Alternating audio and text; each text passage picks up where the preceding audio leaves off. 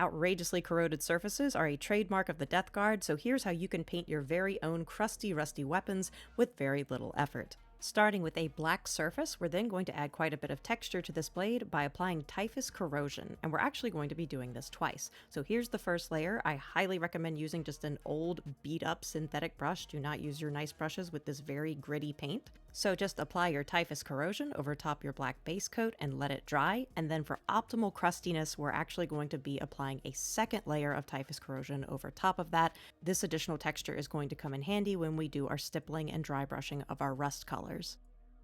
We're going to start by adding a darker layer of rust by using Doom Bold Brown and a cheap $2 concealer brush. It's perfect for adding very precision amounts of stippling.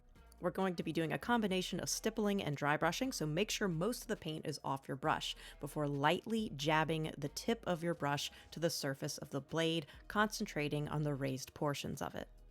If you'd like the brighter red rust to be a bit more saturated on your blade, you can always do a traditional dry brush using the flat of your brush. Just lightly pat it over the most raised portions and avoid getting it in your recesses so you can still retain that darker brown shadow.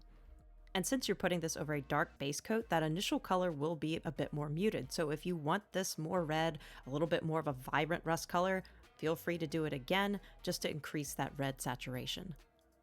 For our lighter rust color, I'm using Army Painter Lava Orange, and then using the exact same Doom Bowl Brown brush. I haven't cleaned this at all. I want it to kind of mix in with that bright orange. We're lightly going to pat the edges, just the very fine edges, with this lava orange. So I just do that twice until I've got a more vibrant orange built up on the edges. And to help them pop even more, we're actually going to darken the shadows using Cygor Brown. And this is going to create additional contrast because we're going to have that deep, dark red brown in the recesses and that bright orange highlight on top. And with that, our blade is complete.